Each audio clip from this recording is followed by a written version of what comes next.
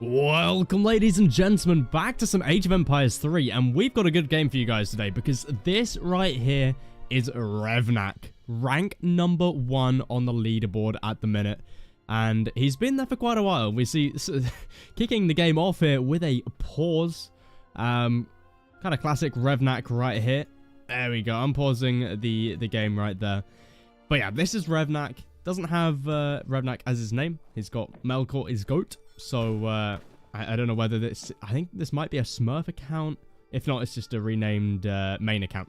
But either way, this is Revnak, and he is going to be playing as the Portuguese today. And we are on Arabia here, which is... Honestly, I like this map. I think it's one of my favorite maps. I feel like in all Age of Empire games, you can't really go wrong with Arabia. You know, Age of Empires 2, Age of Empires 3, and Age of Empires 4, they've all got Arabia, and I think they're all the fan favorites. I mean, Arabia isn't the fan favorite in Age of Empires 3, but I think it's still a solid map. Maybe like Great Plains or Dakota is a fan favorite for Age of Empires 3. Let me know in the comments what your favorite map is in Age of Empires 3. I'd be quite interested to know, because I know there are some funky maps out there. Like, personally, my favorite map is a map called Survival. It's basically where there's nothing on the map, formerly known as Settler Massacre. I'm sure some of you have heard of that before. Basically, nothing spawns on the map. Maybe I should make a video about that. It's quite an interesting one. But anyway, back to the game here. We've got Revnak. Oh, we can't actually see the... Okay, there we go. Okay, so he's going to be sending through Fatoras first, which means your town centers now slowly trickle all resources. So sending that one through first, usually what we see here with the Portuguese, so nothing out of the ordinary. But we do have a 10-10 coming through from him, and a very, very strong strategy here, especially when you have a trading post right off the bat right here. Really, really strong stuff right here. And we haven't actually introduced the opponent yet today. We have got Pyro over here, spawning in the blue, playing as the Spanish. And having a look at his deck right here. Have a look at this. We have got Hacienda Enjoyer. What a deck name. We know what he's going to be going for with the 2 Hacienda wagons in Age 3 here, costing 200 wood. Honestly, really, really nice card here for the Spanish. So we'll have to see what his game plan is here. He's got the foreign deck, so could always be looking to go for a bit of a big boom with maybe multiple town centers. We're gonna have to wait and see. But for now, going 3 villas into capitalism, so probably going to be going for a bit of an FF strategy here. Usually what we see with capitalism, because it gives you that gold in combination with the age up to be able to just age by sending 700 coin. But we'll have to wait and see what he looks to go with. It is going to be the governor, so yeah, that is going to be the outpost and 200 coin right there. On the other hand, Revnak, he's been aging up for quite a while, going up with the Philosopher's Prince. And obviously he's been able to age up a lot quicker because of this 10-10. Which means he can get that age up through really quickly, and able to get that town center out, the second one from the age up. So I have a feeling he's going to be going forward with this. It's usually what we see with this sort of strategy, mainly because you're doing the 10-10 to get some good tempo. And with that tempo, you can go for a forward town center, maybe somewhere over here by this gold mine, probably a decent spot. You're going to be able to get a lot of... you're basically giving yourself a little bit of extra time and sacrificing a little bit of eco for it. But the thing is, with the Portuguese as well, you're not really sacrificing that much eco, because you're going to be able to get the TC up much faster. Therefore, you're making vills faster, etc, etc. So it builds on itself. But the age up did deliver him that food, so plenty of food here for Revnak. We see sending through that 700 coin as well, so going to have plenty of resources here to be able to get himself to age 3. Having to still mine a little bit of gold here. That TC going to be going up here on the gold, like we were suspecting. Pirate, on the other hand, he's just reaching that second age now. Plenty of vills in a queue behind this, and there it is, the tower popping out. I mean, could you think about placing the tower like here? Probably not. I feel like that could be an interesting strategy though, right? You kind of deny away all resource gathering from any vills that pop out this TC. Maybe you could run away with them, I think that may be a good call, but then again, you may just be wasting the outpost, so I'm not entirely sure there, but outpost is going to be built next to this trading post here. Town center is going to get completed here for Revnak. 2 seconds left on that one. We do actually see there, Pyro managed to burn quite a little bit of health off of that. We see there the TC producing plenty of resources there. That's pretty decent, you know, that's like a vill and a half right there on the TC, and then you got another one here, so you got like 3 vills right there from that Hussars. And the thing is, we've got age 3 coming through as well now, so, and it's going to be the Exile Prince, so going with the super fast age up here to get out the 3rd TC, and we see he's got the shipment, the economic shipment point on this 2nd TC, so he's going to be going for a double forward town center right here. Very, very interesting stuff. We see Pyro, on the other hand, going to be going, oh, he's actually just chopped and, or mined and gathered food for the age up. Didn't send through 600 or 700 coin, going with the 700 wood instead. Very, very interesting build. We see the age ups coming through from going up with the bishop, so I believe that is the 2nd town center. So he's trying to keep up with the town centers that Revnak's got out. We see Revnak here, absolute madman, sending through the 5 dragoons as his first card here in age 3. Bit of an interesting choice, not going with organ guns or you know, Cassadors, going with the dragoons, which is a bit of an interesting choice, to be honest. But I guess you get some good mobility, right? You're going to be able to pick off any sort of vills like this. So dragoons, there we go, pop out. 3rd TC about to be up. Revnak's economy is going to be through the roof soon, as we have got the equivalent of, what's about 5.5 villagers now worth on the TC, and then he was also going to be triple producing out of these. We see here Dragoon's going to be running through that TC, going to be picking up some experience here. Pyro going to be losing his Explorer, but Dragoon may get taken out for it though. Villager hops inside the TC just in time. Nice micro there by Pyro, perfectly played. Does lose the Explorer, not the end of the world, it's in the base here. It was low on HP anyway, and Revnak loses a Dragoon for it and some health on this 2nd one. So honestly, not the end of the world. I think he can afford that. Dragoon's going to be running in once again. Very, very greedy here, Revnak. Losing going to be 2 Dragoons now for that. Definitely feels rough for what is only a little bit of damage on some builds here and an Explorer kill. We see, though, Revnak going to be sending through 1,000 wood right now.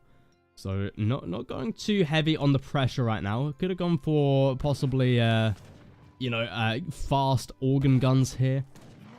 But Pyro going to be placing that 2nd TC very, very condensed here. Not expanding himself out too far. Usually we would see like placements over here. But if you do that in this position, we see here, Revnak's got great map control right now. It's definitely worth building the TC in bases. We got a 3rd TC coming down from Pyro here. Have a look at this. Triple TC boom coming through, trying to match up Revnak here. As we do see Revnak already ahead when it comes to that villager count by quite a significant amount. He's up by 3. And does Pyro have... He doesn't actually have Spanish gold in deck, which is a bit of an interesting one right there. No Spanish gold. Not the end of the world, but...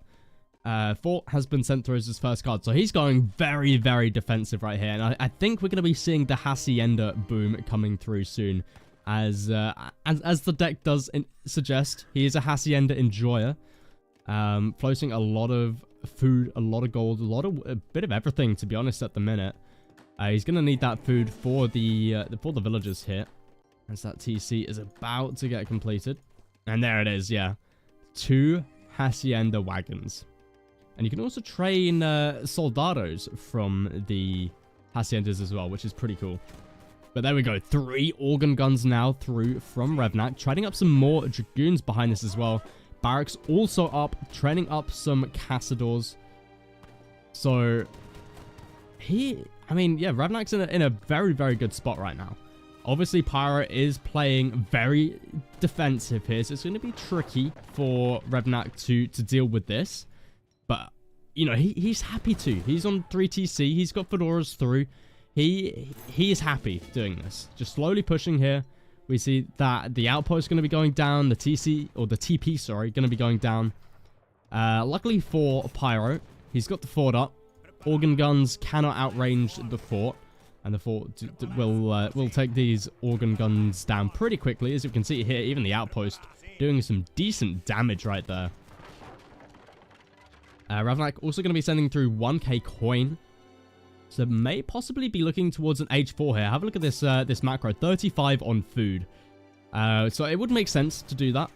And have a look at this. We got 2 Haciendas through. So let's take a little look at the villager counts. Revnak sitting at 41 compared to the 35 here. And Marvelous Year going to be being sent through right there.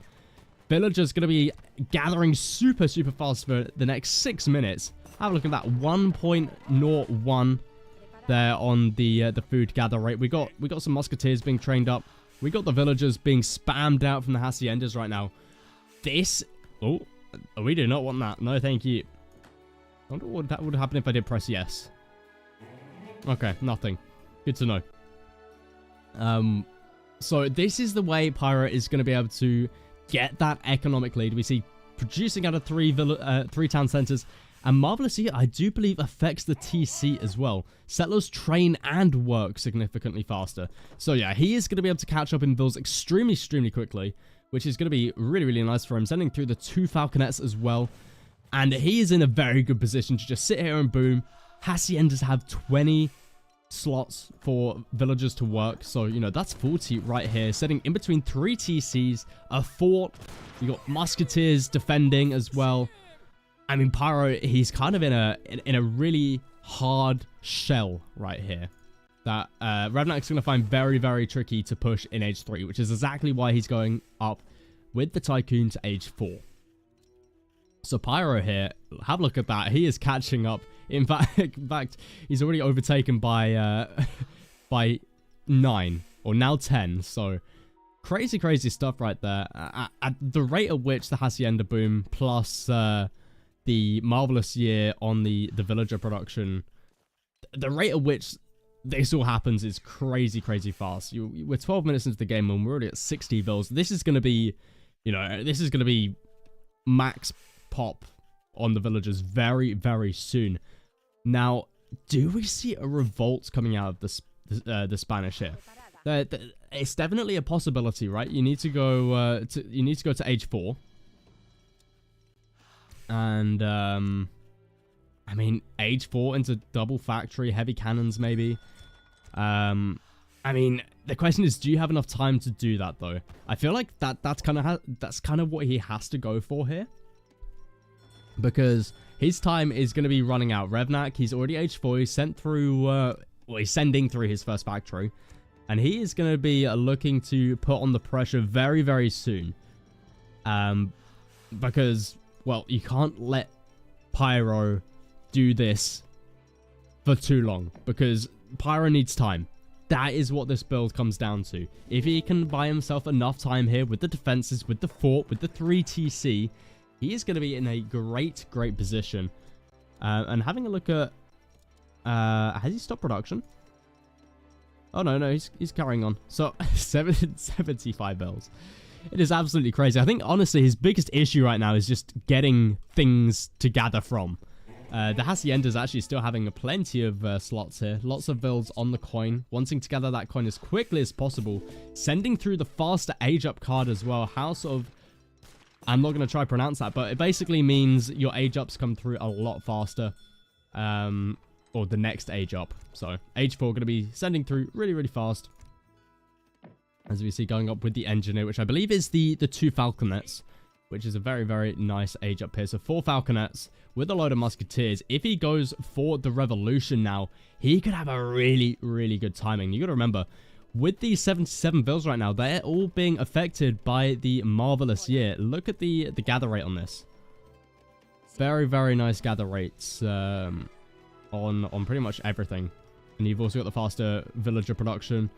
We're up to almost 80 builds compared to only the 60 of Revnak. Honestly, pretty decent still. Pretty decent. There's definitely nothing to look down on.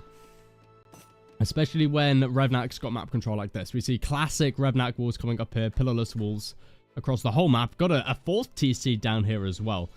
And a cheeky little vill up here. Have a look at that. We'll have to keep an eye on this guy over here. Because that could definitely cause some issues for Revnak if he doesn't spot it. But have a look at this. We have got 3 mortars out here. These are expensive units for Revnak. You know, these are... How much do they actually cost? 350 coin, 100 wood. That is a lot. And look at the nice micro here out of Pyro, taking out the organ guns. Two of them going down. All 4 falconets still on... Well, one of them, 2 of them going down, being taken out by the dragoons. Musketeers able to do a lot of damage, though. And now the falconets getting some crazy shots onto the Cazador. Cazador's losing a lot of their HP. All the falconets now go down, but honestly, I feel like Pyro is fine with this. He's bought himself so much time. They're taking out the organ guns. Now, the fort has gone down, and these the howitzers now, as they've been upgraded to H4, are able to do quite a bit of damage, but he's slowed Revnak down. He's not going to be able to push in under this without these TCs being taken out. And this is going to buy Pyro plenty of time here. We see heavy cannons coming through from both players right now. So heavy cannons coming through as well as some Huss. And we see here, have a look at the macro. That is going to be for the revolution. So it looks like he wants to try and get some Huss out first. Definitely makes sense here. Good composition with your revolution, having revolutionaries plus Huss. It's kind of like Musk Huss, basically, in combination with some heavy cannons. It's very, very nice. And there we go. The revolution coming through. It's going to be chilly coming out here with 85 villagers. Let's have a look at these guys. 200 HP, 24 ranged attack. And we've got Hussar of Death here. Look at the amount of HP these guys have. 480 HP. And these guys are going to be taking out the culverins right there, which means now the heavy cannons going to be able to march themselves forward here. Huss going to be able to, or should be able to take out these howitzers. Unfortunately, the TC goes down. 2 TCs and Hacienda did go down, which is a little bit unfortunate. Not the end of the world, but you definitely want to try keep some of these buildings alive if you can. But this is an all-in here from Pyro, right? So not the end of the world. It's always nice to keep alive the Hacienda because you can get them, you know, making some units, maybe some vills. I believe you can set them to vills. Not entirely sure. Maybe you can't, because you can't train vills from the TC without sending through this card here. But anyway, back to the fight here. We got plenty of revolutionaries coming through, even more Huss. A couple more Hussar of Death being sent through. It looks like Pyro doesn't want to go too deep here. Just needs to let his heavy cannons do the work here. Take out the TC. We've got horse artillery out on the field. Needs to be careful. Heavy cannons do outrange, I believe, the horse artillery. So Pyro just needs to play it safe here. Push forward with the heavy cannons. Did Revnak send through? He did send through his 2 heavy cannons. I'm not sure where they ended up. Maybe they got taken out. Oh, but wait, look at this. Revolutionaries and musketeers coming up to the north side here and the south side. Look at this. Really annoying Revnak here, pushing him back. We see Revnak, he's down to 67 vills. But look at the damage that those heavy horse guns did now that they've been upgraded to H4. Lots of damage. Pyro just needs to bring forward these heavy cannons. Let them do the damage. We see Revnak's walls so damn annoying. He's trying to pick them off through the gate right here, but he's losing so many units. That is a huge amount of damage. And Pyro going to be sending through even more revolutionaries right there. Keeping those heavy cannons alive. There we see taking out the heavy horse guns. Needs to get the second one. There it is, taking that one out. That's exactly what he needs. Did lose a lot of revolutionaries for that. But you've also got to remember, we've got another 11 over here, another 9 over here, a couple musketeers as well. His army is still pretty solid all around, and he's about to have another 16, I believe. Yeah, 16 revolutionaries from this infinite shipment. So I think he's still looking in a very, very good spot here. We see 4k up on score. Revnak may be looking in a little bit of trouble, but in the base, he's still got 2 factories, don't forget, despite being only at 49 vills now. Oh my goodness, he's lost a lot of vills. 49 vills. 4 is going to be going up. Pyro not targeting that one down. I feel like he may have been able to have done some good damage down to the fort, but probably would have just got repaired up anyway. But yeah, Revnak's got a decent position here. And you got to remember, this isn't all in here from Pyro. So if he can just kill the army, he pretty much wins. So, you know, he just needs to wait it out. Keep the factories alive. Maybe get them set to heavy cannons. Heavy cannons could be very, very nice here.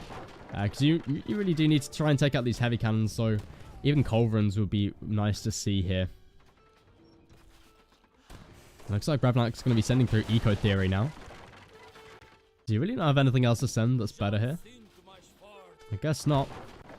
Eco Theory is always a good one when you got lots of vills, but not something that we, you know, I mean, 50 vills. I mean, it's probably still worth it, but it always feels weird sending an Age 1 card when you're in Age 4, right? But honestly, Pyro looking pretty solid here. Have a look at this. Reinforcement mass coming in. How much is he up to here? 48. And then another 5 over here.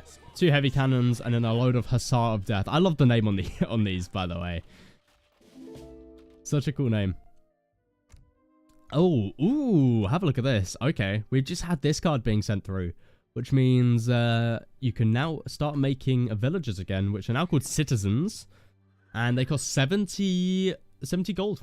Interesting stuff right there. And it looks like we got a second TC being built as well. So Pyro trying to go for a little bit of a boom behind this. And I believe, did they train faster? Doesn't look like it. It's still the same sort of speed. And you can also now set the Hacienda. I don't know if he could have done this before or not. But he's now got it set to the villager production. So first built out on the field. But Pyro going to be moving up north now with his army. And maybe trying to locate these factories. Factories here, definitely a big deal. Something you really, really need to deal with here if you're Pyro. And we see here, Revnak. He's doing a good job at the moment. He's just buying himself as much time as possible because the longer this game goes, the better it is for Revnak. Unless we get like a full 100 citizen boom going on here for Pyro. But it's unlikely, right? In saying that though, 2 TC plus Hacienda. It could work. It could work. But Hussars of Death patrolling the field right now, trying to find some victims. And Revnak just going for his classic pillarless walls across the whole map here. Have a look at this. I mean, this map is just full of walls. This is such a Revnak move. But honestly, I can't blame him. Up against something like this, it is a bit of a cheese strategy, right? I feel like most revolutions are kind of cheese. But to be honest, I feel like this is one of the better revolutions because you know it's going to be an all-in. So it's like, if you can survive, you're most likely going to win. So I think I'm fine with this revolution. It's the revolutions which have crazy eco behind it as well. That's a little bit annoying. Let me see here. Oh, these heavy horse guns, they really do pack a punch up against these revolutionaries. And these walls just so damn annoying. Kind of a shame that Pyro can't get any sort of culverin out. Very limited cards here. Most revolutions have a lot more cards than this. But this one, yeah, really limited. No sort of culverins in deck. You can send 4 Gatlings. But apart from that, I mean, what do you really have against cannon behind walls? I guess if you've got some builds now, you can actually build yourself an artillery foundry. Because, I mean, you only need the 1, right? But then again, Revnak can build himself some Colves. Which I'm kind of surprised he hasn't. I don't understand why he hasn't built Colves yet. Bit of an interesting one right there. He's also not making heavy cannons. Just got his factories set to gold. Let me see here. Heavy horse artillery. Getting some shots off onto the Hussar of Death. Not really doing too much damage. But Revnak up to 70 builds now. Plus factories, plus fedoras. So he's on 4 TC as well. Still. So plenty of resources coming in. He's really starting to build up that mass. And we can see that reflected now in the scores. Up to... that's a lot of score. We see here, heavy horse artillery doing so much damage. Heavy cannons getting some good shots off. Hussar of Death also jumping on top. But that feels like a lot of casualties. And the problem is, I mean, sure, you took out 4 horse guns, but I have a feeling Revnak's just going to have more on the way as we see that artillery foundry is up. And there we go, already queuing up another 2 here. So it's only a matter of time before Revnak has more out. And I feel like the window for Pyro to push in and kill Revnak here is starting to dwindle. Though he is booming behind this. Have a look at this. He's up to 16 vills. All currently mining away at some gold. Just trying to boom as much as possible as he is on 3 TC. Sending through that infinite 16 revolutionaries still. How much does a revolutionary cost? It's 100 food, right? Yeah, 100 food. Okay, so same as a villager. So, I mean, yeah, still a pretty good card this, right? 1,600 resources put into units for free. Definitely not bad. Gate's going to get taken down here. I feel like we really do need everything to be pulled here. He needs everything he can to get in here. Try and take out these heavy horse guns. Try and take out the fort. Because Pyro, if he can push in, take out this main base here, he has pretty much won the game. But have a look at this. He's throwing away so much. No. Oh, Pyro. That's not what we need right now. Looks like heavy cannons. Oh, no. First one goes down. Second one going to get taken out here by 1 shot from a Legion Dragoons. Very, very nice here out of Revnak. And these guys are going to be doing... Yeah, they're going to be great up against revolutionaries. Now that you've lost your heavy cannons, you don't have factories behind this. As Pyro was kind of put under pressure. So he had to revolt without any sort of factory. So couldn't make much more artillery. And yeah, it's really a timing window with this revolution. But there it is. If you did enjoy this, consider subscribing. Leave a like. Let me know what you think of this revolution. And I'll catch you guys in the next one.